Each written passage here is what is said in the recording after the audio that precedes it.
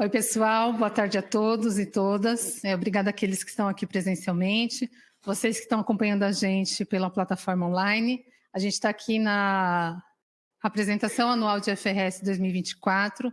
Eu me chamo Priscila Fernandes, eu sou diretora da área de risco e qualidade da PwC, atuo no suporte às equipes em assuntos de FRS e também assuntos específicos das instituições financeiras, fundos de pensão.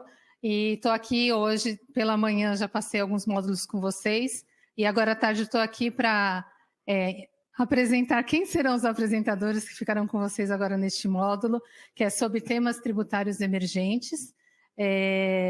Antes de passar a palavra para o Postal, eu vou só passar uns recadinhos para vocês.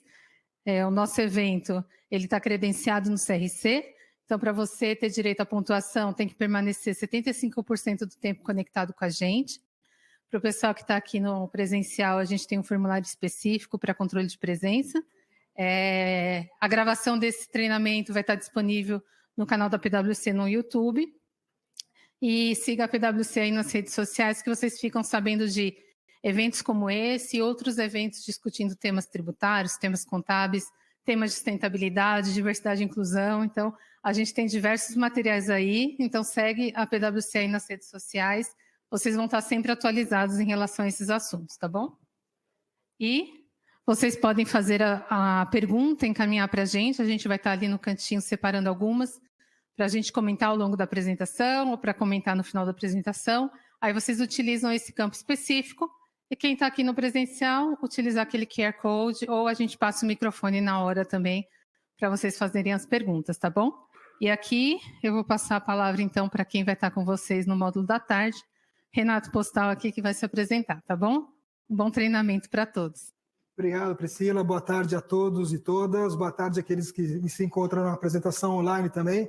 Para mim é um enorme prazer, depois de praticamente 4 anos, apenas no virtual, e aqui nós nos encontrarmos novamente. Estou super feliz em revê-los aqui. E, mais uma vez, falando de temas tributários emergentes. O que temas tributários emergentes tem a ver com um evento de IFRS? Tem tudo a ver. Estamos vendo aqui a legislação tributária brasileira, depois eu vou falar sobre a Paula, a Paula vai se apresentar, mas a legislação tributária brasileira, ela tem complexidades, sempre tem discussões importantes, e aí nós estamos falando sobre os reflexos contábeis, principalmente aqueles associados ao IAS 12, o IFRIC 23 e o IAS 37, que são as normas que tratam ali das questões relacionadas a impostos sobre o lucro e outras naturezas de impostos que também são ali abarcados pelo IAS 37.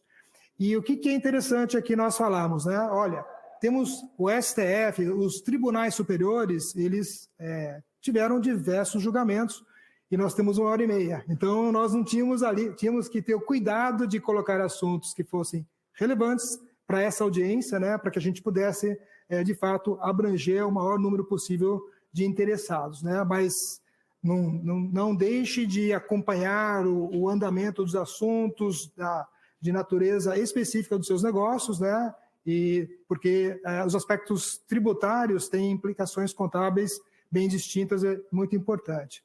Um outro aspecto que eu queria comentar antes de passar a palavra para a Paula, para se apresentar também, é a questão da reforma tributária. A reforma tributária, ela, do ponto de vista de estrutura, já tem uma legislação que diz como é a estrutura, porém ainda nós não temos os detalhes, as alíquotas, temos os prazos, mas não temos as alíquotas de vários dos impostos que terão produtos e serviços de incidência a partir de 2026.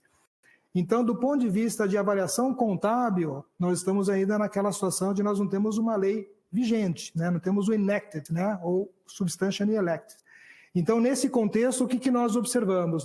Que nós devemos acompanhar os nossos negócios, como os negócios como a legislação tributária vai impactar os seus negócios, avaliar os impactos disso nos resultados dos negócios e avaliar as projeções, mas ainda do ponto de vista de trazer os efeitos para a contabilidade, entendemos que não é o momento ainda, enquanto não tiver uma legislação propriamente vigindo. Então, nós não pretendemos falar sobre isso, porque aqui nós falamos sobre aspectos tributários onde há legislações vigindo e que já têm os impactos tributários e contábeis para serem colhidos, né? Então, paro por aqui. Queria agradecer, então, a Paula Romano, minha sócia de Tax, e a Audrey, que vai se apresentar em seguida, para falarmos sobre aspectos tributários, temas tributários emergentes, e depois a Audrey vai falar também sobre os aspectos relacionados ao Pilar 2. Então, Paula, obrigado por estar aqui, e eu vou interagindo à medida que você coloque os assuntos do âmbito tributário, eu faço os comentários contábeis, tá bom?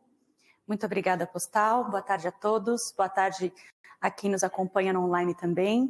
É um grande prazer para mim também estar com vocês hoje.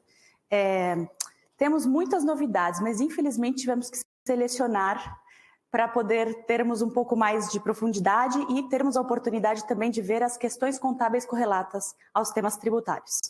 Você poderia... Obrigada. Bom, então vamos começar.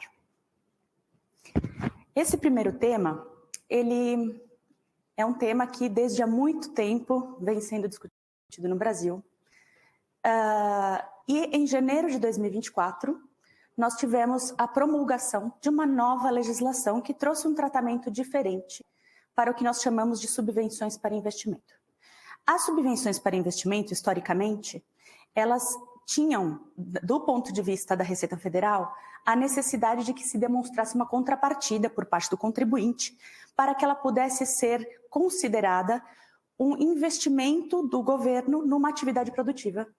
E a contrapartida tinha que ser como se fosse uma prova que o contribuinte teria que fazer, demonstrando que tinha alocado aquele recurso derivado do incentivo fiscal naquelas atividades para as quais ele tinha se comprometido. Com a evolução da legislação, especificamente a partir de 2017, veio uma lei complementar e disse, não tem diferença entre subvenção para investimento e de custeio, sendo a de custeio aquela que não exige uma contrapartida. Só que agora, em 24, resgatamos o passado nesse aspecto. O que aconteceu na prática? A legislação veio expressamente determinar que nós contribuintes temos que cumprir com uma contrapartida necessariamente, e essa contrapartida tem que estar estabelecida e expressa nos termos de concessão do benefício fiscal de ICMS, por exemplo.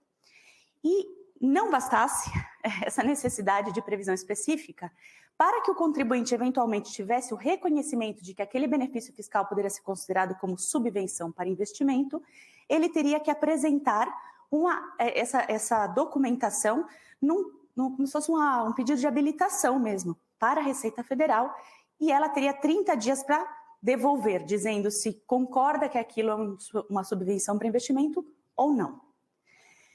Depois de 30 dias, consideraria-se deferido o pedido de qualificação daquilo como subvenção para investimento. Pela nossa experiência, nós temos visto que espera-se 29 dias e se responde, né? Para sim ou para não, mas temos visto que sim, a Receita tem recebido esses termos e tem respondido. Um ponto muito importante. Anteriormente, as subvenções para investimento, ou os benefícios de ICMS qualificados como, eles poderiam ser não tributados na base de cálculo do imposto de renda, PIS e COFINS, CS, PIS e COFINS. E agora, a grande diferença é que essa legislação disse, não, agora tudo vai ser tributado. Todas as receitas decorrentes de benefícios fiscais de ICMS têm que ser tributadas nas bases de imposto de renda, contribuição social, PIS e COFINS. Mas nós vamos oferecer ao contribuinte a possibilidade de calcular um crédito fiscal a posteriori, depois da fase de tributação, e esse crédito fiscal calculado a 25%, né, vai poder ser compensado ou restituído em dinheiro, ok? Todos esses elementos são muito importantes, primeiro porque houve uma mudança radical no que antes era uma exclusão de base, virou uma base tributável, e no que antes era um efeito de exclusão anterior, do ponto de vista de tempo, agora virou um crédito posterior ao encerramento, né? Então, nós temos aí dois efeitos muito, muito importantes, muito relevantes para as empresas. Um aspecto muito... deixa eu ver aqui. Um aspecto muito importante também com relação a esse crédito, já coloquei aqui, é o seguinte. Do ponto de vista prático, as empresas, mesmo que elas consigam habilitação, se elas estiverem no lucro real anual, elas podem fazer exclusão nas antecipações mensais, mas elas têm que tributar em 31 de dezembro e depois calculam o crédito. Mas se elas estão no regime trimestral, não tem previsão para excluir no trimestral. Então, você tem que tributar de qualquer forma. E a legislação, ela está escrita de tal forma que dá a entender que você só pode apurar e considerar esse crédito fiscal depois do encerramento do período de apuração. Do ponto de vista de lucro real anual, quando fecha é 30 de dezembro. Mas e trimestral? Será que eu não poderia alegar que, depois de cada trimestre, eu tenho direito ao crédito? Certo? Então, essa é uma discussão importante, é um dos pontos relevantes que a gente vai apresentar no próximo slide. A gente fez um resuminho para a gente não esquecer. Mas é muito importante o seguinte, a legislação ela dá a entender que é no momento do DCF. Então, como ela está escrita dessa forma, gera essa dúvida, tá? Um segundo aspecto muito importante é qual é a base de cálculo desse crédito. O que antes era uma exclusão na base, agora virou um crédito fiscal, certo? Só que a base de cálculo do crédito não é o valor total do incentivo fiscal de ICMS. Então, supondo que você tenha uma figura de crédito presumido de ICMS de 100, só que o benefício te obriga ou te, digamos, vincula a investir esse valor do incentivo fiscal, por exemplo, na compra de um maquinário. Quando você ativa esse maquinário no seu imobilizado e começa a depreciar, o efeito da depreciação vinculada a esse investimento é que é a base de cálculo do crédito fiscal. Veja que é como se eu pegasse um valor de 100 que cai no resultado hoje de crédito presumido, comprasse uma máquina de 100 e depreciasse por 20 anos. Então, a base está diluída em 20 anos, entende? A questão que se coloca aqui é justamente, né, e que causou bastante resistência naquele momento, quando foi trazida a lei, é que havia uma distância muito importante entre o procedimento anterior, que era excluir o valor total do benefício, e o procedimento posterior, que era tributar 100% e tomar um crédito a 25% de um valor de base muito menor, tá?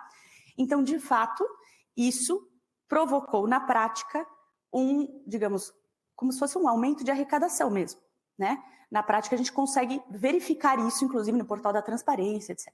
Tá?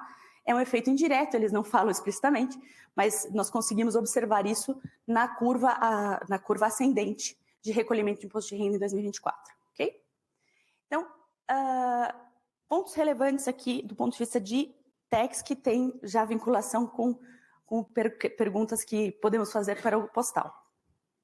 Primeira questão é, nós sabíamos que no regime anterior, quando se tinha uma subvenção para investimento e havia essa exclusão, qual era a única contrapartida que era exigida do contribuinte? A constituição de uma reserva para incentivo fiscal.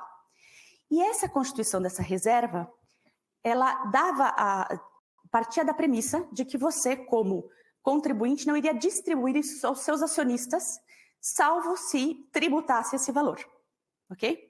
Então, você constituía a reserva até 31 de 12 de 2023, segurava o valor aqui para provar para o fisco que você tinha retido o capital na companhia e estava reinvestindo na companhia.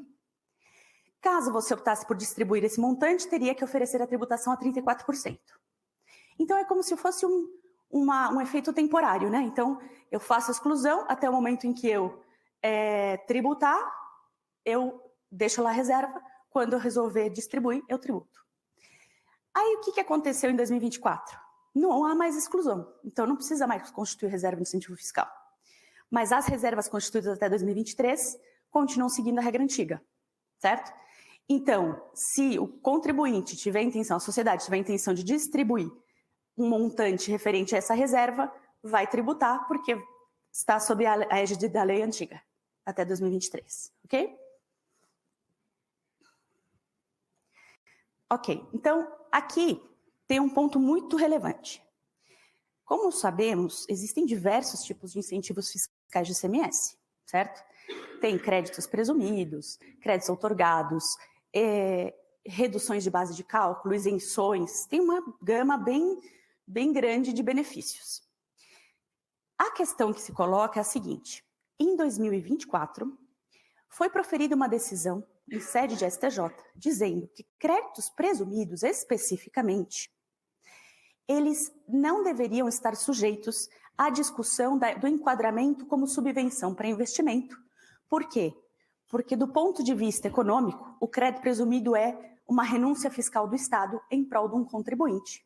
E essa renúncia fiscal, ou digamos, essa transferência de recurso, né, do Estado para o contribuinte, é uma renda que o Estado está abrindo mão em detrimento do contribuinte. E existe um artigo na Constituição que diz que a União não pode tributar os Estados. É o que a gente chama de pacto federativo. Em virtude dessa discussão, em 2023, foi proferida uma decisão dizendo: créditos presumidos, então, você nunca vai tributar, porque é uma receita do Estado que não pode ser tributada pela União. Nesse sentido, e essa é uma questão muito relevante, a Lei Nova de 2024 disse: todas as receitas de incentivo fiscal devem ser tributadas. E aí você fala: ué, mas e crédito presumido não é uma receita? É. Mas ele fez algum parênteses na legislação, tirando a incidência do crédito presumido? Não. Então, o que aconteceu na prática? Fica essa discussão de que crédito presumido não é tributável por causa da decisão do STJ ou é tributável porque veio numa lei nova? A obrigatoriedade. Então, essa discussão é muito relevante para muitas empresas. Okay? Essa questão do trimestral já comentei, né? Que é o momento da utilização e tributação da receita, a utilização do crédito, né? Se empresas do lucro presumido têm direito ao crédito fiscal é uma discussão, porque a sistemática de tributação é diferente. E aí tem uma discussão aqui da contabilização das receitas de subvenção na DRE. A Receita Federal trouxe uma posição diferente do que vinha sendo discutido e aplicado historicamente. Ela basicamente diz o seguinte: olha, você tem um benefício fiscal de ICMS no mês 1 de 100, mas qual que é a proporção desse valor de 100 que você está contabilizando como despesa de depreciação porque você investiu no ativo mobilizado e ele depreciou? 10. Então você tem que contabilizar 10 de receita e 10 de depreciação e diferir a receita de 90 no seu passivo. Isso foi o que a Receita Federal sugeriu. Ou disse que era a interpretação dela. É uma interpretação completamente nova, ela jamais falou disso em nenhum outro momento, tá, anterior. Então, é uma novidade que a Receita Federal está trazendo para a discussão. Ou até, Paula, justamente a Receita Federal, de tempos em tempos, a Receita Federal ela ultrapassa a barreira limitada ao que é, de fato, a área de atuação dela, né? Falar de um assunto contábil, né, para ter rastreabilidade, também eu acho que é fugir um pouco dos propósitos da Receita Federal. Então, é um tema que a gente analisou e entende que nós temos que seguir com as práticas contábeis, como de fato são, e os aspectos fiscais têm que ser controlados e organizados em outros registros fiscais e não na contabilidade, né? Perfeito, Postal. Acho que esse assunto é extremamente relevante, inclusive porque depois desse comunicado da Receita Federal, tem se falado muito sobre esse tema e é muito importante ouvir os auditores e os contadores sobre o que né, deveria prevalecer, né? Porque eles, inclusive, no posicionamento deles, dizem que o posicionamento deles se baseia no CPC 07, na interpretação deles do CPC 07, como se a mesma norma que falava uma coisa antes agora pudesse falar uma coisa diferente, né? Então, acho que essa questão é bastante sensível, né? E a natureza jurídica do crédito fiscal também é uma discussão, né? Porque se coloca da seguinte forma: se você tem direito a um crédito fiscal, qual a natureza jurídica desse crédito fiscal que você pode compensar ou pedir ressarcimento?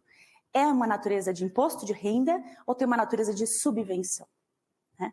E isso, naturalmente, tem impactos na geografia do balanço, né, Postal? Exatamente. Então, enfim, deixo aqui os seus comentários, espaço para os seus comentários contábeis. Não, legal. Obrigado, Paula. Para esse primeiro assunto, quando nós olhamos ali as questões relacionadas à subvenção, né, a essa legislação, o que nós observamos ali é que a primeira coisa que precisamos entender é se nós temos uma subvenção para investimento habilitada, porque a habilitação é pressuposto para que a companhia comece a avaliar se ela tem direito ou não a fazer a alocação deste recurso, que seria essa reserva que foi feito no resultado daquele exercício, né, para aplicação em investimentos, em empreendimentos da companhia. Então, a primeira coisa a observar é, os programas de incentivos fiscais que tem nos estados, principalmente, eles são programas de longa duração e de investimentos importantes. Eles não são coisas que acontecem de curta duração.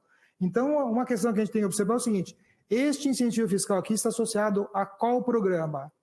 E aí, uma vez que você tem associação a um programa, você tem associação, então, ao estágio que tem esse programa, porque você faz investimentos importantes, relevantes, de alta mão, de valores significativos, mas eles precisam maturar. Então, o controle que tem que ter entre quais são os investimentos que estão sendo feitos versus quais são os créditos que estão sendo tomados, para mostrar para a autoridade depois que, olha, este benefício fiscal que eu vou, a partir de 2024, me creditar na limitação de 25%, como a Paula explicou, vai estar vinculado a um tema onde eu consiga demonstrar esses valores no controle interno da companhia. E a habilitação, né, o que a gente observa, a habilitação, ela acontece, ela é necessária, porque quando nós tínhamos feito isso para fins de incentivo do ICMS, não tinha a figura da habilitação. A figura da habilitação está associada à Receita Federal. Então, tem muito também a questão de você, a habilitação envolve você notificar, e se depois de 30 dias, como você falou, né, Paula, até o 29º ali temos visto que a Receita Federal tem dito sim ou não, né? Mas, normalmente, se não aconteceu ou não depois dos 30 dias, você pode iniciar aqui ficando sujeito à fiscalização. Então, acho que o ponto principal aqui é entender este incentivo, né, este crédito presumido de ICMS está vinculado a qual programa de incentivos da companhia para fazer a avaliação, qual que é o estágio que ele se encontra, porque, olha só, se eu estou num estágio inicial, o meu investimento é muito relevante, como eu vou justificar para a Receita Federal que a depreciação, a receita ou a depreciação, né, Paula, tem aquela questão também, vai ser o menor entre o valor da receita ou a depreciação que foi gerada no ativo que foi utilizado esse incentivo. Então, muito controle interno sobre isso, uma vinculação clara entre o incentivo e o programa que a companhia tem, para garantir que eu vou ter condição de demonstrar para a autoridade tributária que este benefício, esse retorno dos 25% que eu estou obtendo, ele está vinculado a um programa válido. A outra questão que também se discute bastante é a partir de quando, né? Quais são os principais fatores? A Paula comentou sobre o momento em que a Receita Federal entende que o crédito está legitimado, seria na entrega da ICF, ou seja, no ano seguinte, em junho do ano seguinte. Só que a partir da habilitação, a companhia tem controle de tudo o que acontece a partir daí. Então, o nosso entendimento que é cumprir com o primeiro aspecto ali relacionado a nós termos atendido todos os aspectos relacionados à vinculação do crédito com o programa, nós entendemos que a partir da habilitação a companhia já começa a ter o direito a reconhecer o ativo, porque a partir daí você já tem as evidências de que não existe uma limitação quanto a isso e você tem ali a questão dos controles internos corroborando a estrutura de informações. Paro por aqui, não sei se alguém quer fazer uma pergunta, se tem alguma pergunta do pessoal do online, do pessoal presencial. Só um detalhe, o microfone já vai chegar. Bom, eu não sei se você já vai... Será que pode? Está funcionando aí? Oi. Eu não sei se para frente você já vai trazer essa questão, mas acho que tem vários pontos aqui. Eu tenho uma dúvida sobre a questão do crédito presumido, por exemplo, que você trouxe aqui. Nesse caso, os créditos presumidos, a gente continua registrando ele como subvenção, apesar das discussões sobre ser ou não ser uma subvenção, pela questão aqui que você trouxe, ou se é possível a gente manter ele fora de uma subvenção, pensando na discussão que temos aqui em relação a esse crédito presumido. Então, esse é o primeiro ponto que eu tenho de dúvida, se é preciso continuar ou não mantendo ele como subvenção de investimento. E o segundo os créditos que a gente está tendo esse ano, né, e que estão sendo tributados, se esse valor que está sendo tributado já, e pela questão que vocês trouxeram com a despesa efetiva da depreciação, enfim, o delta, se a gente precisa ou não fazer essa reserva dentro do patrimônio ali como subvenção, ou se é o ponto ali que você trouxe de fazer o diferimento sobre o delta da depreciação com o valor do crédito o residual, né? Então, esse é um pouco da minha dúvida. Perfeito. Quer comentar, Paula? E depois eu falo sobre aspectos contábeis? Tá ótimo. Por favor. Seu ponto sobre crédito presumido é muito interessante, mas eu queria só entender se você está se referindo até 31/12/2023 ou 1º de janeiro em diante. Os dois. Eu havia entendido que se foi... eu havia... Okay, tá ótimo, okay. Entendido. Bom, com relação a tudo o que aconteceu até 31/12/2023, né? Algumas empresas foram pelo caminho do Pacto Federativo, ou seja, entender que isso não é subvenção para investimento, exclui permanentemente, né? E algumas empresas foram pelo caminho de manter o entendimento de que era uma subvenção para investimento, em que pese houvesse a decisão do STJ favorável dizendo que não tributava. O que aconteceu? Ou estava no Pacto Federativo ou na lei complementar, né? Isso mesmo, ou na 12973, enfim. Perfeito. O fato é que, depois que foi proferida essa decisão, alguns contribuintes, muitos contribuintes, depois de dezembro de 2023, disseram: puxa, mas se isso aqui não é, do ponto de vista do STJ, uma subvenção para investimento, por que eu não distribuo dividendos e não tributo? Certo? Libero essa reserva e distribuo. Esse ponto ele é muito delicado, porque especificamente o mérito da decisão já foi julgado. Mas eu não vi, pelo menos até agora, e se vocês souberem, vocês me avisam, que tenha havido algum tipo de decisão de modulação especificando se a questão do que você já tinha constituído de reserva até data tal poderia ser distribuída via dividendos sem tributação, ou seja, o que há é uma insegurança ainda sobre eventual modulação de efeitos que te dê suficiente respaldo para dizer: posso distribuir sem tributar, porque isso é uma decisão definitiva. Se eventualmente vier algum embargo de declaração ou alguma decisão pós-mérito, pós-decisão do mérito, que foi em 2023, fazendo algum corte de modulação, e você já tomou a decisão de distribuir e não tributar, pode ser que seja uma situação bastante complexa, tá? Então, isso com relação a 2023. Mas em 2023 eu posso tirar ela de subvenção e manter ela como um lucro reservado, mesmo se eu não destinar? Em tese, sim, mas isso é mais uma pergunta contábil. Do ponto de vista legal, jurídico, né? Se você enquadrou ela como pacto federativo, você não necessariamente estaria mais obrigada a deixar numa conta de reserva. Do ponto de vista de tax. Ou seja, posso reclassificar ela Pode como reclassificar. lucro. Agora, distribuir é um passo sim, isso sim. Diferente, né? Ok. Falando sobre o aspecto contábil, lembrando que a companhia tomou, como a Paula comentou, nós temos duas possibilidades. Ou estou ancorado e entendendo que estou no Pacto Federativo ou estou na lei complementar. Então, se você vem já do ponto de vista contábil, fazendo a destinação do lucro com uma reserva de lucros e incentivos fiscais, você mudar a partir de agora eu vou mudar para o Pacto Federativo. Tem uma avaliação legal importante para ser feita, porque você vinha já informando para a Receita Federal e na sua contabilidade qual que era o teu entendimento da legislação. Então, mudar de legislação, eu vejo ali com uma certa complexidade, porque você está tomando outras decisões. Então, é uma avaliação legal, risk assessment, avaliação com os auditores, é uma coisa que requer uma atenção especial. Então, liberar sim é uma situação que requer cuidado sobre isso. E em relação à questão dos novos períodos, né, aí realmente o que acontece? A partir de 2024, está nova na legislação, aí você tem todos os incentivos, inclusive aquele dos créditos presumidos ICMS, sendo objeto de tributação. E aí, então, ele está disponível para você fazer a distribuição como parte de dividendos sem precisar fazer nenhuma alocação para uma reserva específica de lucro. O crédito presumido em 24 ainda tributar, ainda é excluído, né? Não, então, essa é a questão. Essa é a questão. A lei, ela não exclui o crédito presumido da tributação. É como se a discussão do Pacto Federativo não existisse na 14789.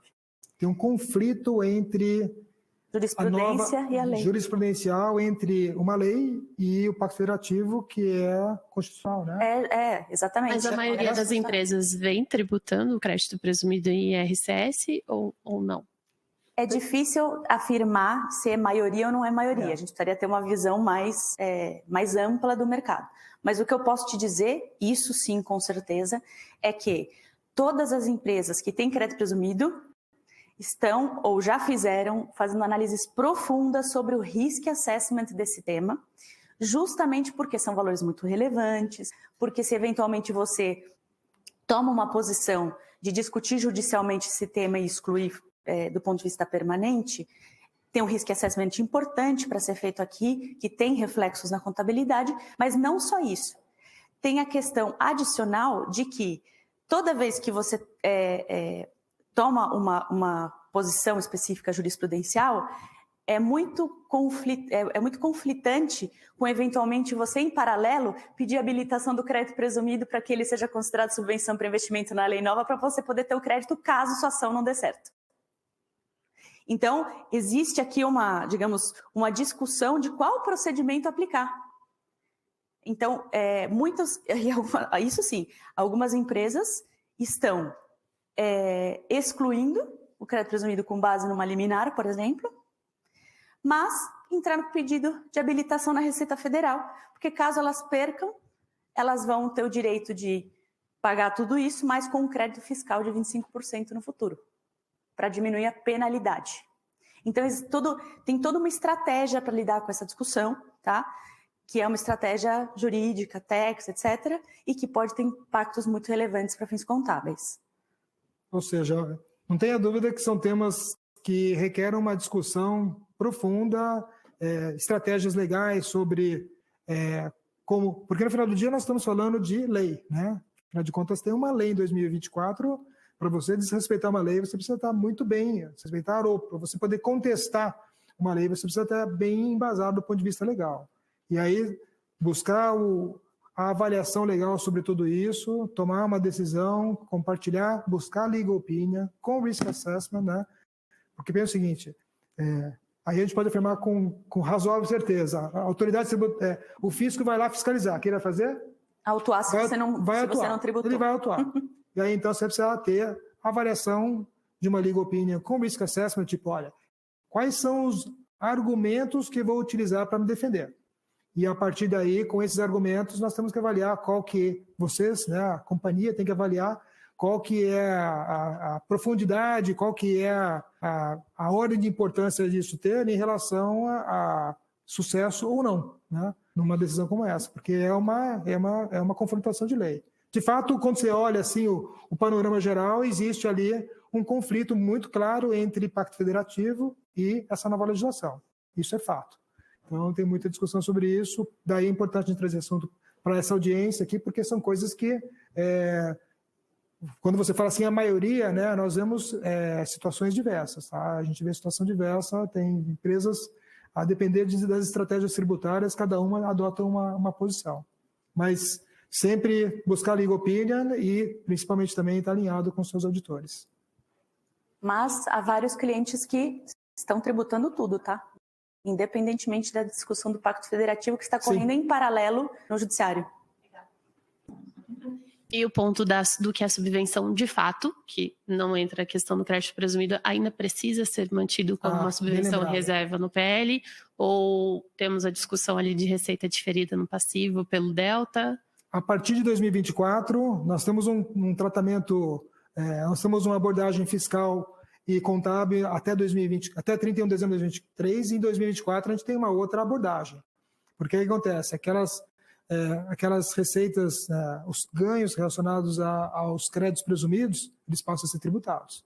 Então, eles estão livres para você fazer a distribuição. Você não precisa mais fazer a alocação dele para reservas de lucro e incentivos fiscais. De subvenção e nem fazer essa questão da posição da receita pelo delta entre depreciação e incentivo para apropriar ao longo da depreciação do ativo. Então, isso não precisa. Essa segunda parte sim, porque faz parte da nova legislação, né? A nova legislação determina que você tem que ter um controle sobre quanto que você... Primeiro, se esse crédito já está associado a qual estágio do teu programa de investimentos. Vamos dizer, eu tenho lá, vou exagerar aqui no exemplo, tá? Eu tenho 100 de crédito e meu programa está em 10. Esse programa 10 de 100, né? Então eu tenho muito crédito, um exemplo bem no estresse.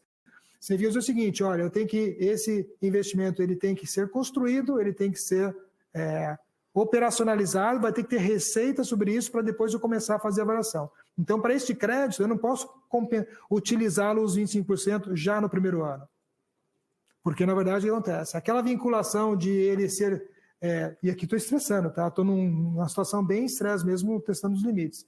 Então, ele vai ser, por exemplo, daqui a 4 anos, quando o ativo estiver construído e aí ele estiver gerando receita. Então, por isso que tem que ser feita uma vinculação muito clara entre o crédito, o programa e a vigência. Porque, às vezes, o que acontece?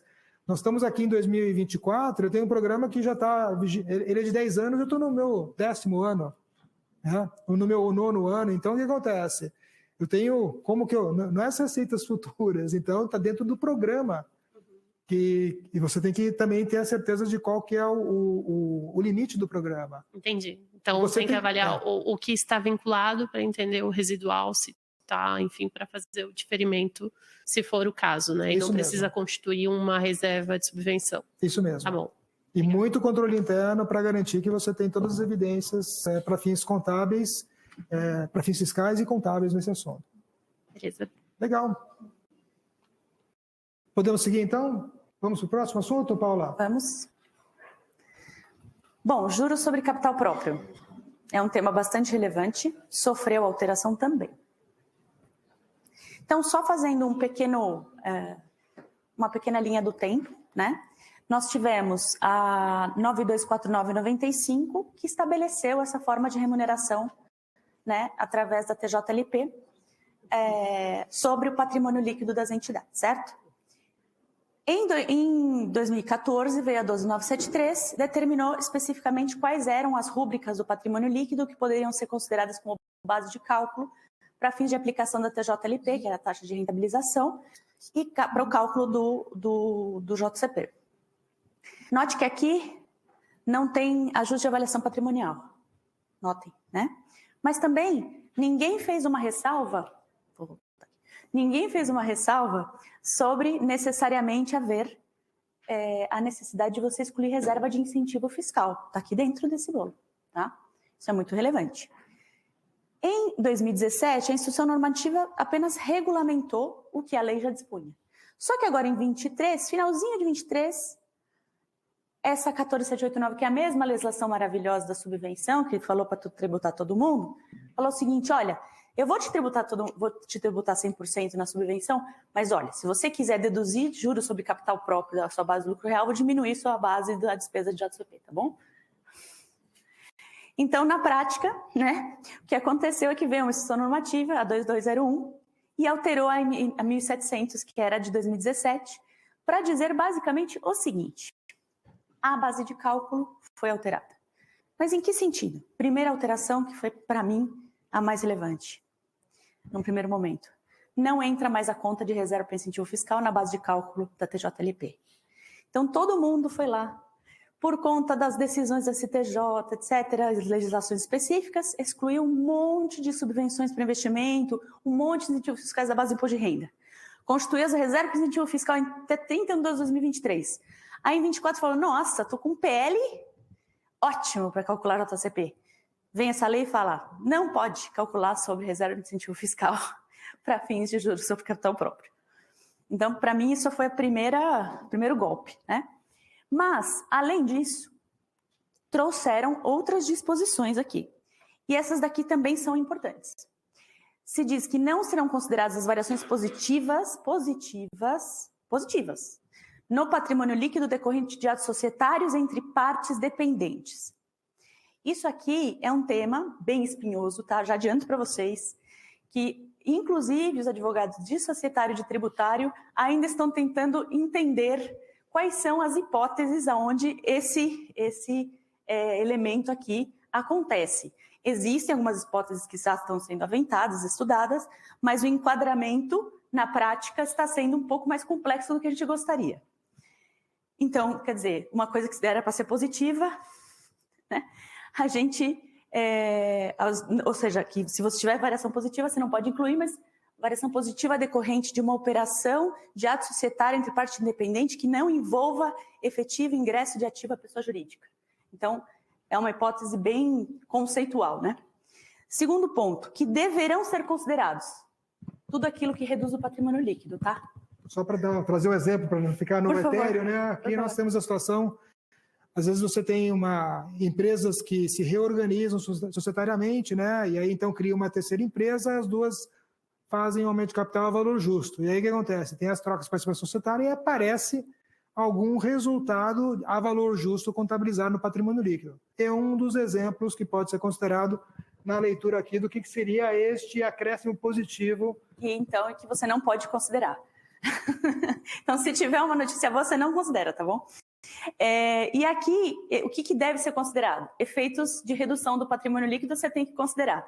Então, se você tiver um lançamento redutor em rúbrica de patrimônio líquido que não estiver prevista nessa lei, ou quando decorrer de mesmo fato que deu origem a lançamentos positivos efetuados em outras rúbricas, então, por exemplo, toda vez que você tiver algum lançamento que vai ser negativo no patrimônio líquido decorrente de uma operação anterior, aí você tem que considerar, tá?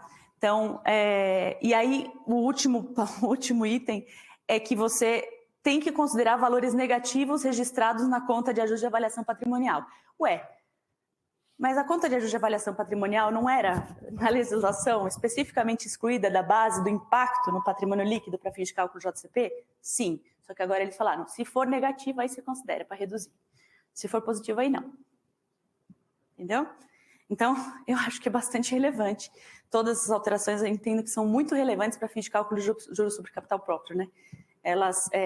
Mas, se formos pensar, né, não sei se vocês se lembram, mas a grande questão que aparecia até 2023 era, vão acabar com o JCP, lembra? Então, dos males o menor. Pelo menos ele sobreviveu um pouco abalado, mas ele sobreviveu, isso que importa, né? Mas está com vida útil definida, né? Logo isso acaba. Então, mas esse assunto realmente trouxemos ali porque muitas companhias, de fato, utilizam esse expediente de fazer remuneração com base em utilização do JCP, né? Então, é um tema importante e nós estamos vendo aqui, por favor, dê atenção para isso, porque tem diversas peculiaridades, não é alguma coisa, vamos falar assim, já foi muito simples, só que agora ele ganhou complexidade e são sempre números muito expressivos. Então, qualquer movimentação que você faça ali, que não observe a legislação, você pode trazer um risco tributário importante sobre isso. Desculpa, pessoal, não sei voltar aqui, peraí. Vou voltar. Antes só de entrar no próximo tema, só queria fazer um pequeno expediente aqui. Com relação ao juros sobre capital próprio, tem se discutido muito sobre juros sobre capital próprio acumulado. Só chama atenção aqui que a discussão sobre qual é a norma que você tem que aplicar para fins de cálculo de JCP acumulado tem que ser a que está atualmente vigente.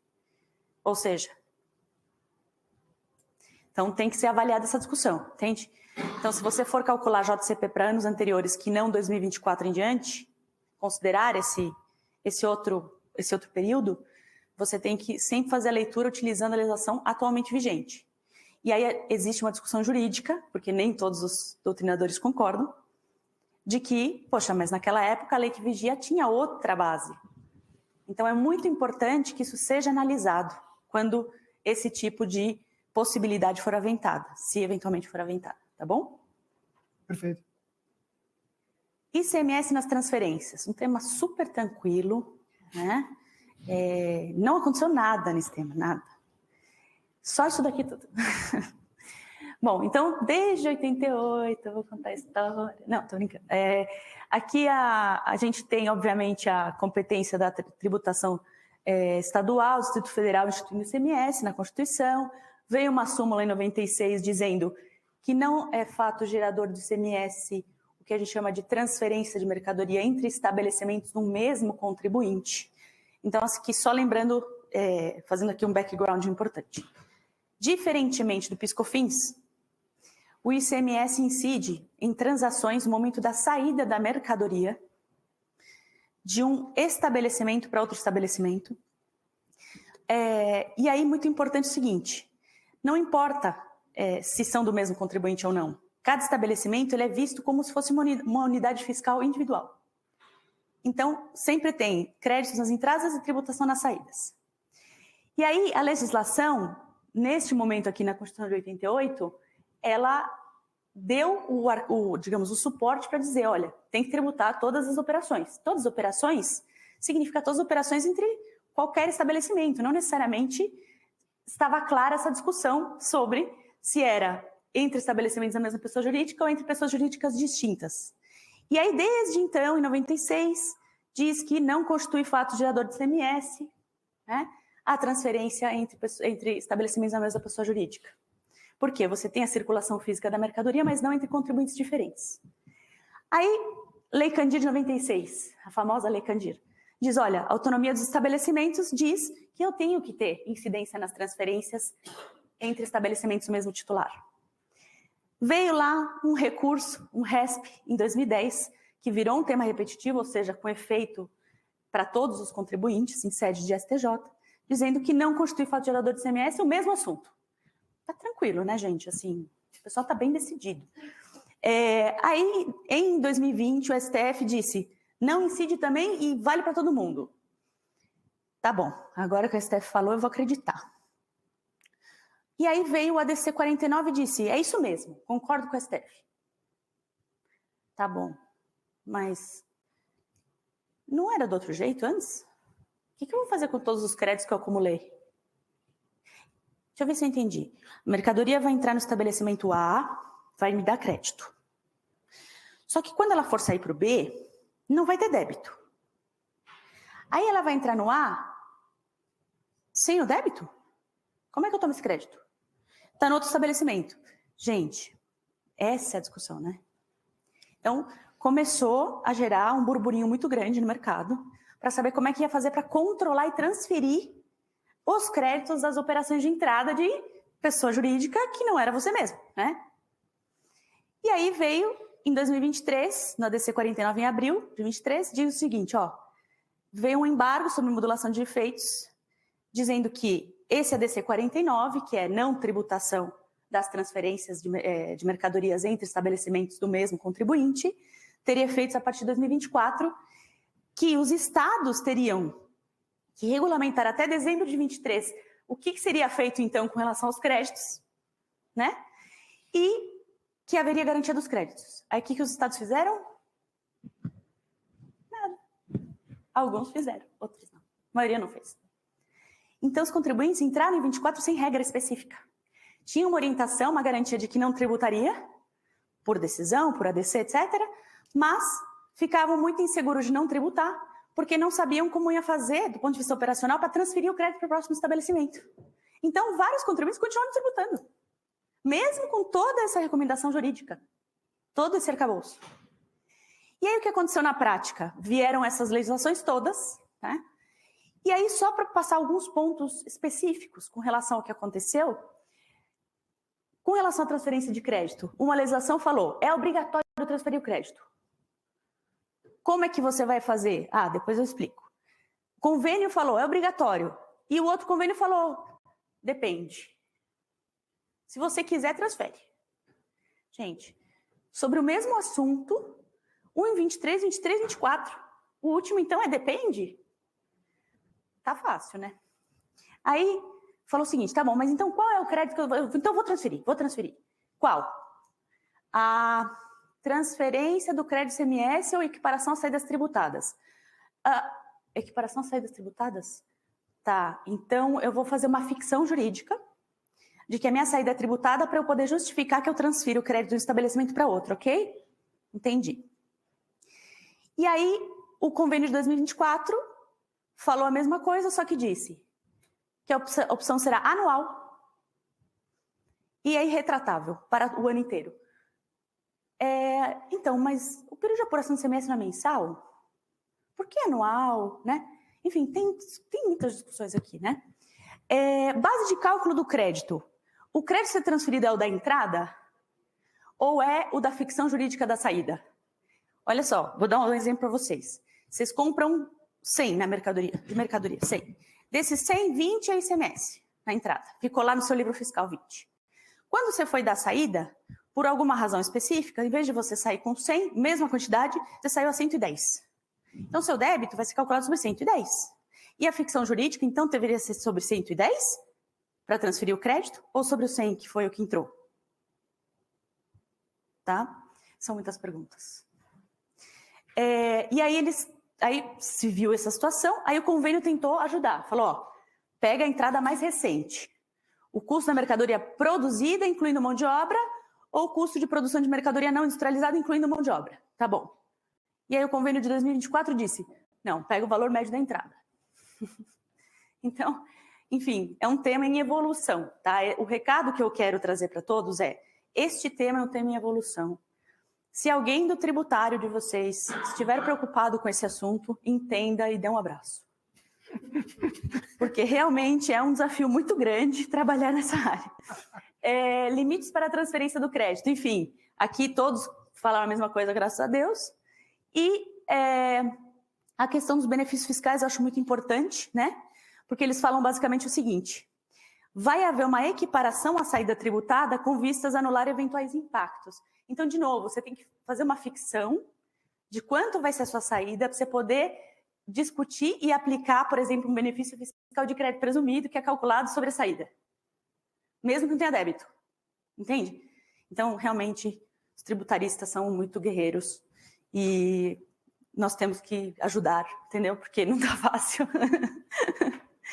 Pessoal, o que nós trazemos aqui com preocupação? Tem que ter um super controle interno.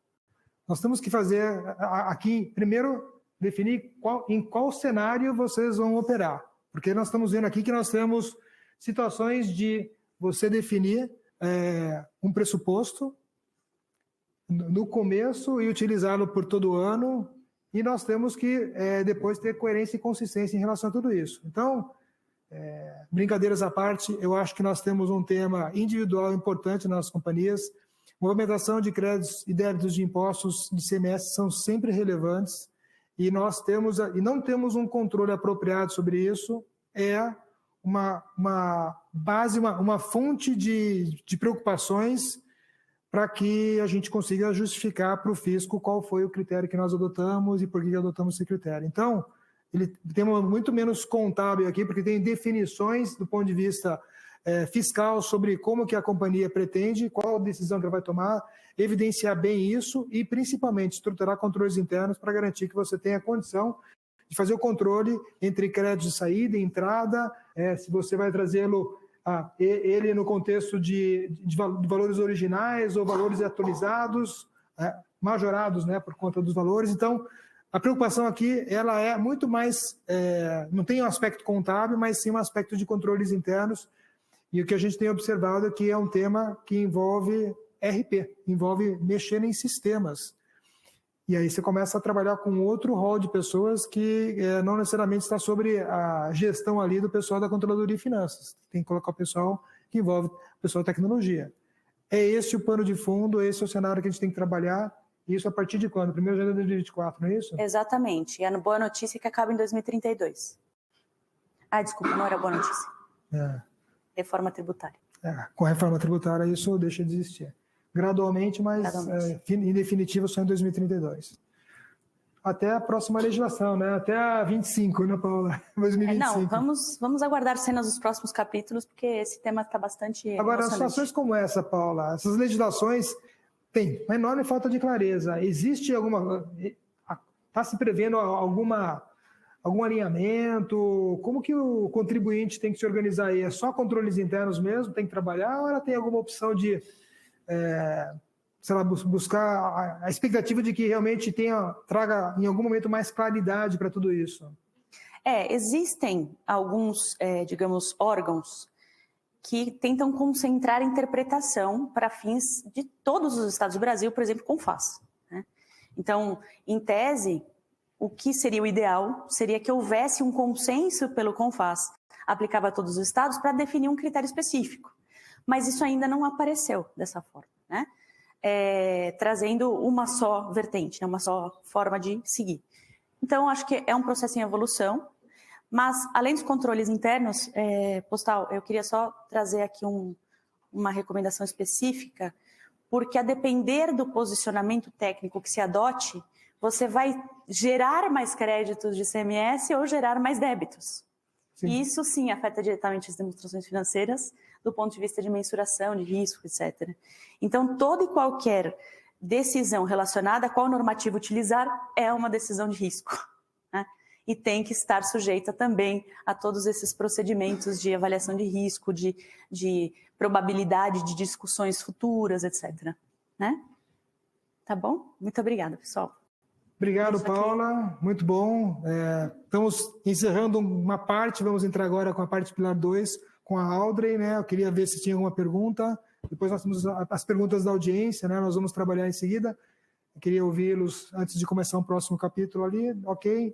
Então, Paula, obrigado. Convido a Audrey para vir falar conosco aqui. A Audrey, o Coda, ela é uma sócia da área de International Tax também, e assim como a Paula, e eu gostaria de agradecer a Audrey por estar aqui conosco para falar sobre um tema super relevante, que é um tema que existe muita dúvida sobre qual que é, de fato, o impacto para as empresas brasileiras. Eu acho que essa pergunta aqui está na cabeça de todo mundo, então eu vou deixar você à vontade aí para você fazer a tua apresentação. Obrigada. Excelente, obrigada. Obrigada a todos, obrigada pela oportunidade, quem está online também. Sejam muito bem-vindos. Eu gosto de falar desse tema, começando com uma provocação que minha sócia, ela é incrível, a Lu Medeiros fala: Pilar 2 é de comer, beber ou passar no cabelo? É isso, mais ou menos. Então, a gente não sabe ainda se é de comer, beber ou passar no cabelo. A ideia hoje, obviamente, não é esgotar o tema, mas é trazer algumas discussões preliminares para a gente pensar como isso pode afetar os nossos negócios. Então, quando eu falo de regras de Pilar 2, só dando um pouco de contexto, eu estou falando de uma regra global que foi encabeçada pelo G20, num contexto de uma discussão de OCDE, e que eles queriam ter um certo conforto de que estava todo mundo partindo do mesmo lugar em termos de tributação, para que se tivesse uma razoabilidade em termos de competitividade tributária global. Então, esse é um pouco do pano de fundo, tem muito mais história atrás disso, mas é só para a gente entender que isso é uma norma ou são diretrizes globais. E para quem que se aplica as regras de Pilar 2? Então, eu tenho que começar a pensar um pouco do ponto de vista de receita anual global de 750 milhões de euros em pelo menos 2 dos 4 anos anteriores. Então, eu vou olhar para os 4 anos anteriores, qual que foi a receita na minha demonstração financeira consolidada, e aí eu vejo se pode ser 2 anos seguidos, pode ser o primeiro e o último, pode ser desde que eu tenha 2 anos, uma receita anual igual ou superior a 750 milhões de euros, eu estaria dentro, eu estaria sujeito a regras de Pilar 2, e aí, novamente, considerando que é uma regra global, eu tenho que ser um grupo multinacional. Ou seja, eu tenho que estar em pelo menos 2 jurisdições diferentes. E aí, aqui um pouco para quem é mais visual, o que é essa regra? Ele exige uma tributação efetiva de pelo menos 15% em cada jurisdição que eu tiver presença. Então, aqui exemplificando, o 15% é o meu target, e na jurisdição A eu tive uma tributação com base em regras específicas, e aí vai ser completamente diferente de tudo que a gente já viu até agora. Então, eu não estou falando de uma alíquota efetiva do ponto de vista contábil, não estou falando de uma alíquota efetiva considerando o meu cálculo para fins de impostos, eu estou falando de uma nova apuração, mas só para ter o conceito. Então, tudo que eu tenho a um limite de 15%, abaixo do limite de 15%, eu teria um adicional a tributar em algum lugar. Se eventualmente eu passei, não tenho nada, e se a minha diferença for maior, sempre buscando o meu 15%. Essa discussão é uma discussão por jurisdição, e é uma discussão de grupo. Então, quando eu falo jurisdição, eu vou ter alguns grupos que, na hora que eu estiver olhando a aplicação dessas normas, eu vou ter que dar a mão, vou ter que conversar com entidades que eu não tenho necessariamente acesso. Então, posso dar um exemplo de grupo japonês, isso é bem comum, que ele tem uma parte, um braço, que faz elevador, o outro faz avião. os dois estão no Brasil, é a mesma última do grupo, o avião e o elevador vão ter que se conversar porque vai ser um cálculo por jurisdição. E para eu ter essa alíquota efetiva global mínima de 15% em cada jurisdição, obviamente existem alguns mecanismos para eu chegar lá. E aí vai ser aqui o começo da nossa sopa de letrinhas. O primeiro mecanismo que eu tenho é o IIR. Já começou, né? IIR. É o Income Inclusion Rule, que é a minha última do grupo, então minha Ultimate Parent Entity, a minha UPE, na jurisdição A, caso ela tenha implementado a regra de Income Inclusion Rule, ou IIR, ela tem o direito de olhar para baixo e verificar se alguma outra jurisdição não tributou a uma alíquota efetiva mínima de 15%. Se alguém lá embaixo não tributou, ela aqui em cima tem o direito de tributar este adicional. Caso ela não tenha implementado essa regra, imediatamente de baixo pode eventualmente ter implementado essa regra. Então ela passa a ter o direito sobre o grupo de olhar para baixo e eventualmente tributar o que o outro não tributou. Aí eu tenho um outro mecanismo, que foi um mecanismo que veio depois, mas é um mecanismo que fecha um pouco esse conceito, que é o QDMTT, é o Qualified Domestic Minimum Top-Up Tax. O que é o QDMTT? E aqui é a jurisdição C, é o próprio país olhando para si mesmo, caso ele chegue à conclusão que ele não tributou efetivamente, com base nas regras Globe, uma alíquota efetiva de 15%, ele mesmo tem o direito de tributar. E o Brasil, a partir de 2025, assumindo, e eu vou falar um pouco mais da legislação e como que está essa perspectiva do ponto de vista brasileiro, aqui eu só quero reforçar conceito, mas este daqui, dentre todos os mecanismos possíveis, é o mecanismo que o Brasil escolheu para adotar a partir de 2025, a princípio.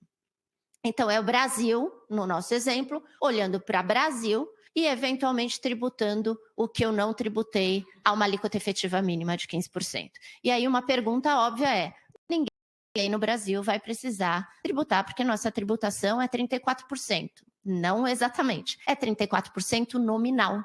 A gente tem muito incentivo fiscal, a gente tem situações, e o cálculo do Globo é um cálculo próprio. Então, eu não posso assumir que minha alíquota efetiva, com base nas informações que eu tenho hoje, é uma alíquota efetiva para fins de Globo, porque tem uma série de exclusões ou adições, e vou usar esse termo, mas não são exclusões e adições para fins tributários, é um outro conceito, que podem chegar a uma alíquota efetiva menor que 15%.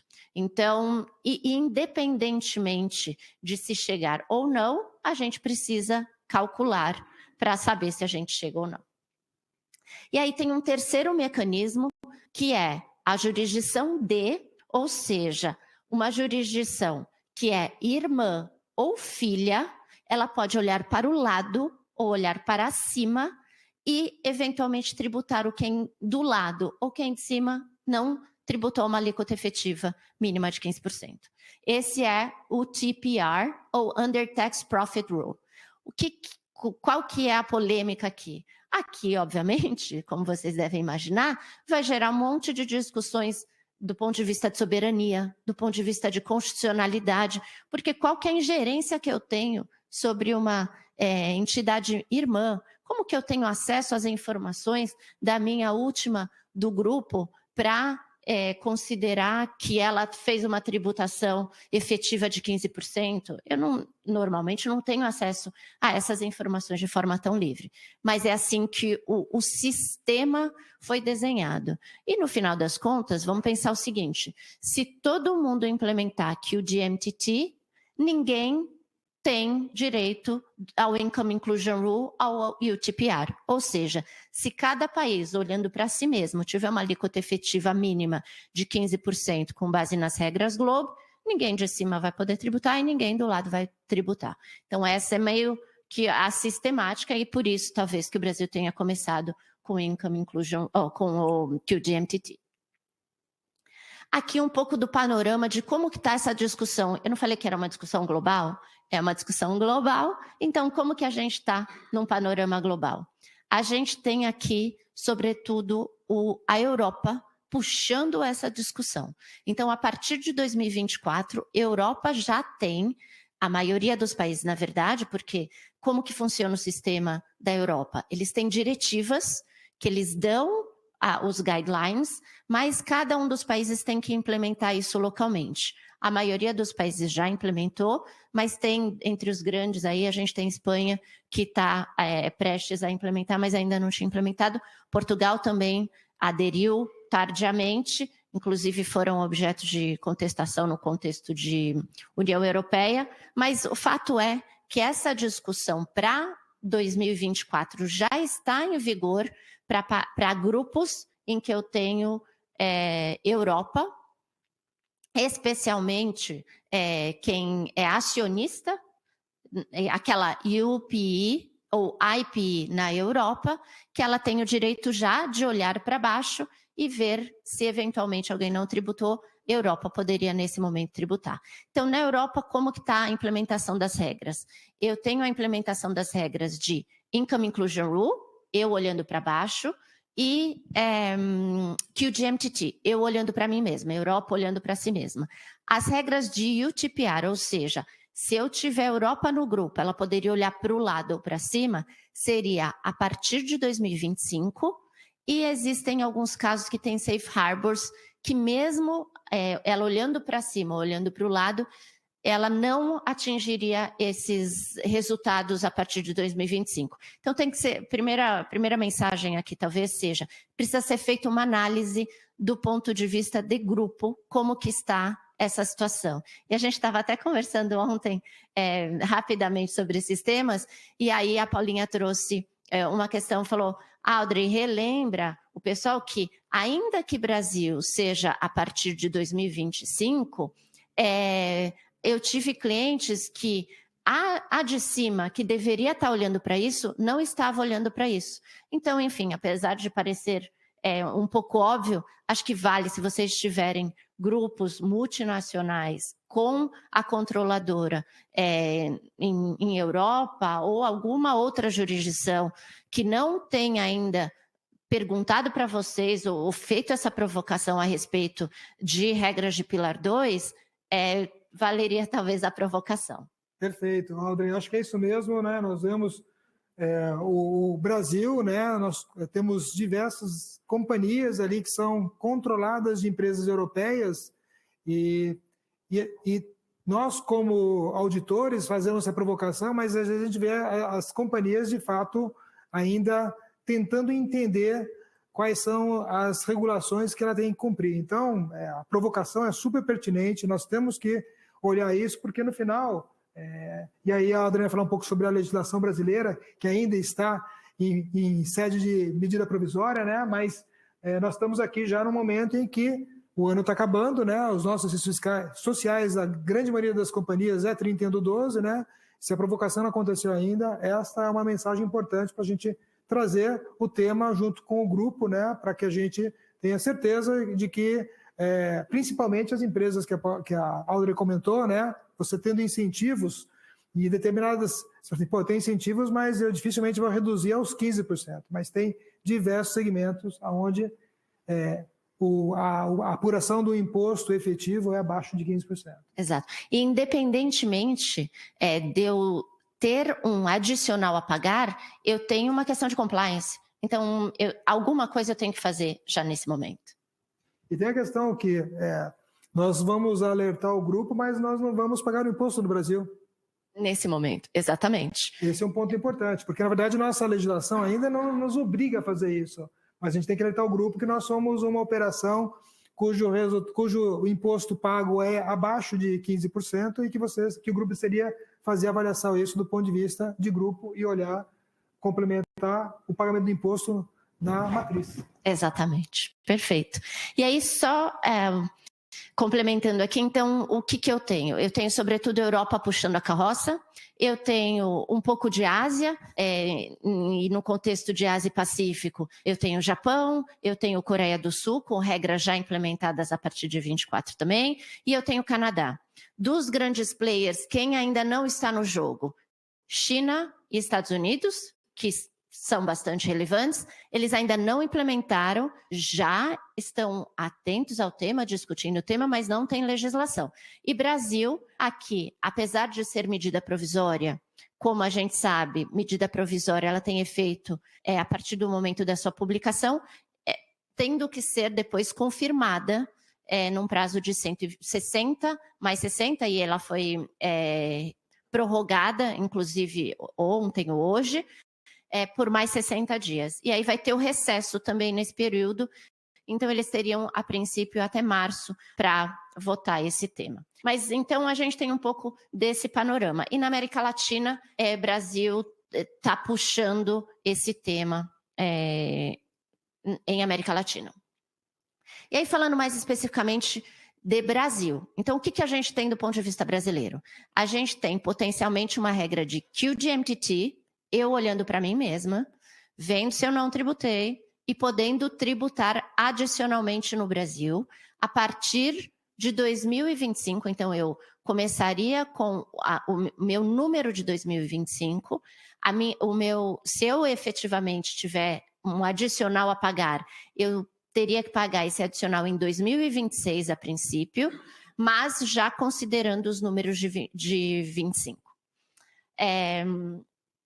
Então, como que ele foi introduzido? Foi introduzido via medida provisória e uma instrução normativa. Então, normalmente, o que a gente vê?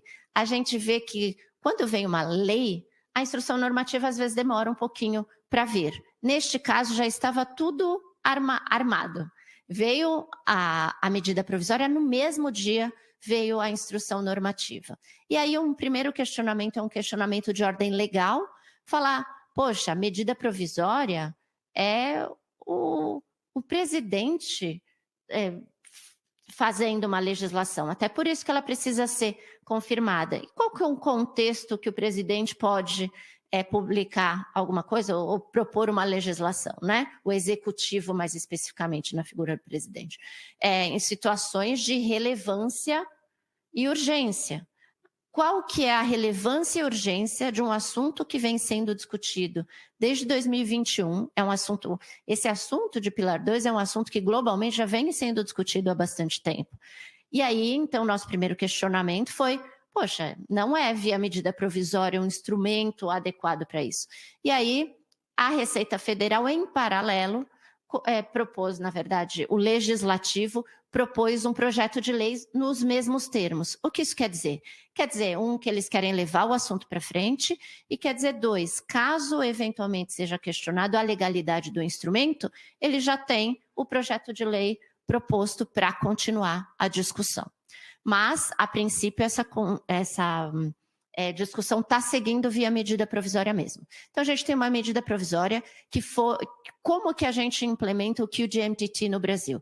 Através de um adicional de contribuição social. Qual que é a outra jogada aqui? Lembrando que, normalmente, a gente tem princípio da anterioridade nonagesimal e anual para certos tributos. Para a contribuição social especificamente, você não precisa respeitar o princípio da anterioridade anual, ou seja, você pode implementá-lo e começar a sua cobrança 90 dias depois da sua aprovação, mas não precisa esperar o próximo exercício fiscal.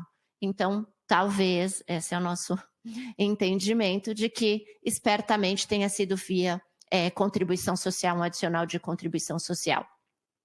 Os requisitos são os mesmos, então eu tenho que olhar o grupo, 750 milhões de euros, que a gente tinha comentado no começo, o 15% é o adicional do Brasil, tudo isso por quê?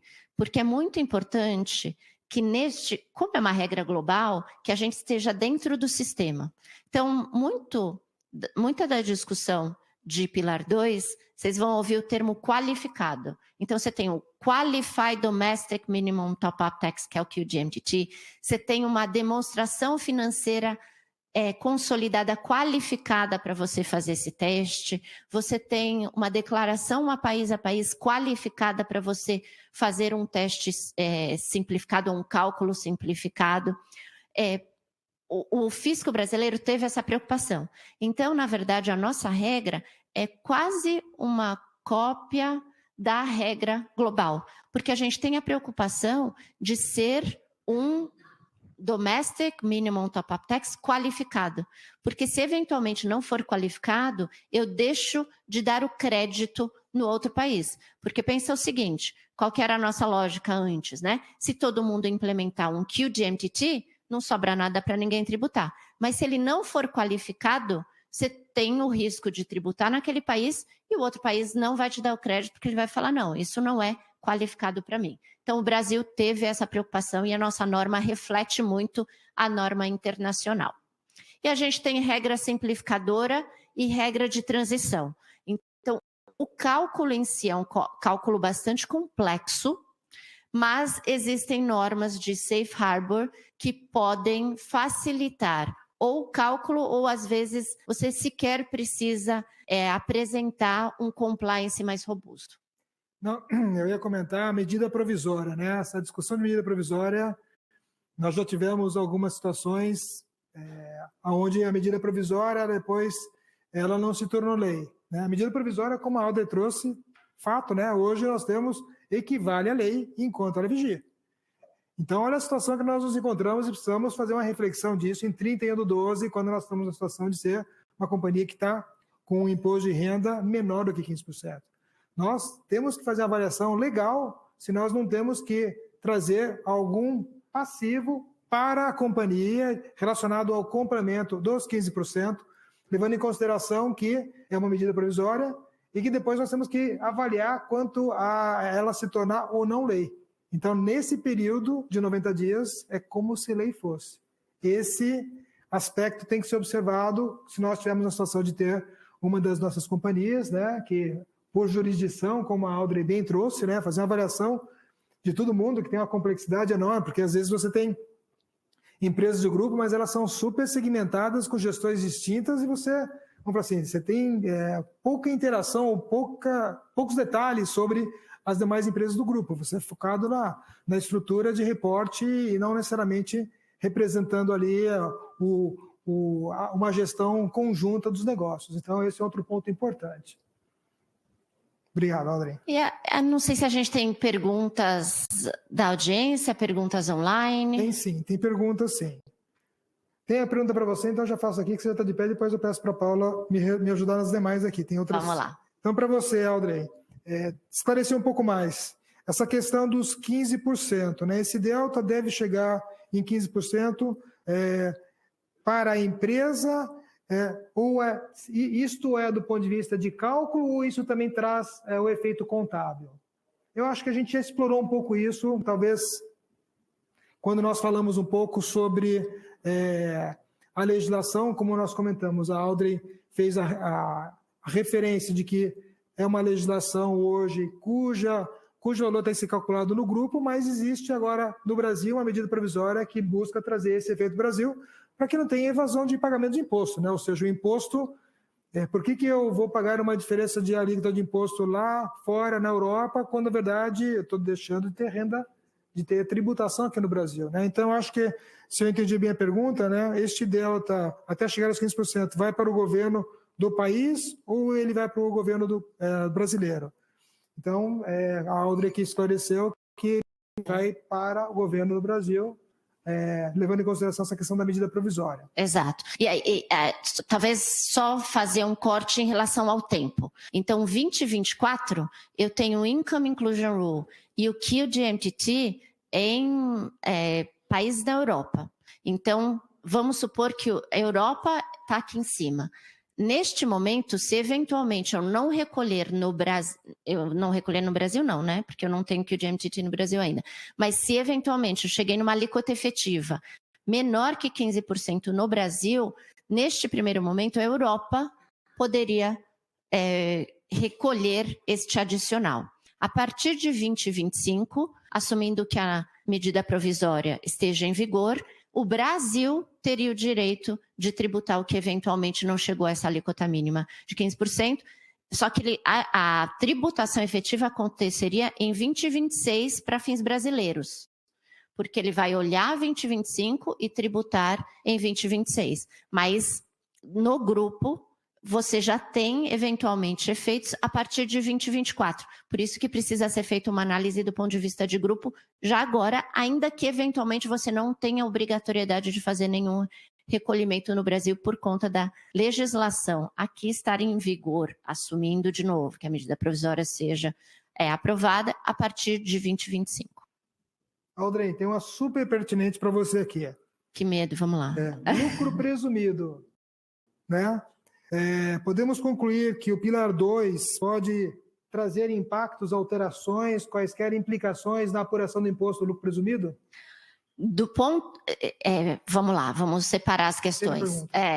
A princípio, não, do ponto de vista de cálculo. Por quê? Porque pensa o seguinte, vai ser uma apuração diferente. Eu vou partir da minha demonstração financeira, individual, vou fazer ajustes tanto no meu income, quanto no que é considerado o tributo, porque não é exatamente o meu tributo pago, então eu preciso também fazer alocações de IR-fonte, enfim, eu preciso fazer um novo cálculo. E ele não é um cálculo de imposto de renda, ele é um terceiro bicho, ele é um bicho separado. Então é como se eu fizesse de fato uma nova apuração. Neste contexto, ele não tem impacto direto no lucro presumido, mas eventualmente poderia ter impacto a depender dos números que eu vou chegar a fins de tributação adicional de imposto de contribuição social sobre o lucro líquido. E essa legislação hoje incorpora a questão de como vai ser tributado o lucro presumido, a tributação da limitação dos 15% quando é lucro presumido? Não tem... A princípio não tem diferença, não tem previsão. E, de novo, é um cálculo separado. Independe se você está no real ou está no presumido. Eu pego tudo de novo e faço um outro específico para Pilar 2, para a Globe. Ótimo. Aldrey, obrigado. Por enquanto, são as perguntas da audiência aqui. Alguma pergunta, alguma questão? Legal. Falei que ia ser fácil, gente. A explicação foi bem dada também, né? E aí, Paula, tem algumas questões para você aqui, tá? Uma delas diz respeito a varejistas, que eu acho que tem tudo a ver com a questão dos créditos ICMS, transferência de estabelecimentos, né? Das empresas que têm estabelecimentos filiais varejistas que têm tributação de ICMS e ST. Nas saídas, como que fica, como organizar do ponto de vista fiscal essas questões, né? Tem o mesmo critério? É uma excelente pergunta.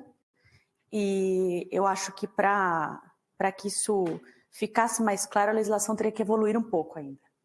Porque da forma como está escrito hoje, essa questão não está muito clara, nem está resolvida. O que sabemos é, como existe toda uma ficção que está por trás do que tem que ser considerado para fins de saída, o que se presume é que o mesmo exercício que você faz para o ICMS próprio teria que fazer para o ICMS-ST. Mas como isso não está claro ainda, eu acho que é um processo em evolução. Ainda não temos uma posição firme. Perfeito, obrigado, Paula. Mais uma questão, né? Fiquei em relação à questão do... só um segundo. JCP agora, tá? Transações que envolvam ágio e deságio nas transações, né? Quando você faz... você reconhece a compra ou venda de ações, aí você tem o ágio ou deságio em transações. Ele faz parte dessa questão do ajuste de avaliação patrimonial positivo e negativo na apuração do JCP? O ajuste de avaliação patrimonial, ele só vai impactar na base do JCP se tiver efeito negativo. Tá. Se tiver efeito positivo, você não vai considerar na base. Entendi. Legal. Muito bem. Bem, são essas questões que nós gostaríamos de conversar com vocês. Ficamos, eu acho que, muito bem abordadas por você. Paula, muito obrigada. Eu que agradeço. Aldrey, muito obrigado também. Eu acho que a gente tem algumas mensagens finais, né? A Priscila me ajuda aqui com o encerramento, por favor, mas ficamos à disposição também A ideia é depois, no break, a gente conversar. Caso vocês queiram conversar conosco sobre algum assunto específico da sua companhia, por favor, nos procure, né? E o pessoal da audiência, caso tenha algum interesse, alguma discussão específica relacionada ao seu negócio, fiquem à vontade. Então, aqui nós vamos colocar os nossos contatos, né? E aí nós temos o nosso, para que vocês não fiquem com muitas referências, nós colocamos uma única referência aqui de contato, né? Fiquem à vontade, nós vamos monitorar e à medida que tem ali assuntos importantes específicos da companhia de vocês, nós vamos buscar ali auxiliá-los na discussão, ok? Priscila, obrigado. Paula, Audrey, mais uma vez, muito obrigado pela contribuição. Obrigada a todos aí pela apresentação. Agradeço a audiência do pessoal que está no online. Anotem aí o e-mail, se ficou alguma dúvida que a gente não conseguiu aqui endereçar, podem entrar em contato com a gente. Eu repasso o e-mail depois, eu estou neste grupo aqui, então eu repasso para o pessoal. E tenham todos uma excelente tarde. Se você está inscrito no próximo módulo, nosso próximo módulo começa às 16 horas, falando sobre IFRS 18 e Hot Topics do fechamento das demonstrações contábeis. Então, eu conto aí com a presença de vocês no nosso último módulo do dia. Obrigada a todos aí que estão no online. Obrigada.